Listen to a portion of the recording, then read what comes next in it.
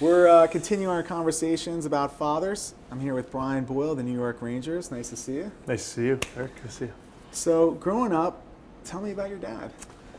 My dad has given me pretty much anything I could ever ask for and more. Him and my mom were just the ultimate providers for us. And he got me involved in hockey and in all sports. Really, he was he had a love for all sports.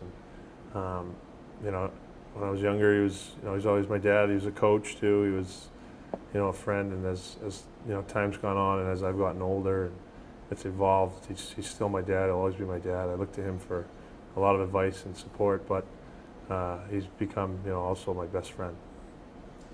13 kids. What was it like? How did he manage that? You're gonna have to ask him because I have no idea. He's when he was my age, I think he had 5 kids by then, and he just they kept on having more kids, and that's just how I was raised. It was great the way he did everything for all of us. He did so much for each child individually, and as a whole, we were so well taken care for. We were given so many opportunities that, I mean, with that many kids and that much responsibility, the extra effort that both my parents had to go through is just it's phenomenal. I can't imagine ever having to have that responsibility. What's the most valuable lesson he ever taught you? Well, I think him and my mom, they grew up, they raised us with a strong faith, and that all things are powerful through prayer, and with our faith. I think that was most evident when I was in high school and he got really sick, and he was terminal. I think they had he thought he was handed a death sentence, and just his resiliency and my mom's too, and all of us coming together, and he actually had a miraculous recovery, and that was 10 years ago. He's been healthy ever since, and all the lessons along the way. That's the biggest thing that will always stick with me. That times are going to be good, times are going to be hard, but there's reasons for all of that, and the power of prayer is just the ultimate. And so many people, you always say, tell your parents you love them, appreciate them. I mean, that must have been something in life that really taught you to appreciate your father. Yeah, it certainly did. Yeah, it was obviously a hard time for all of us. It was we couldn't really fathom the thought if we lost him, and after that, our relationship grew so much. I think with all his kids, and he that's kind of when he started. We could talk things out more than him telling me what to do. His patience grew, as I'm sure he needed it, especially with me. But it was. Every time I hang up the phone with him or my mom, it's an "I love you" before I hang up, and it's just when I get to go home, especially in the off season, I spend as much time as I can just being around my family and with them.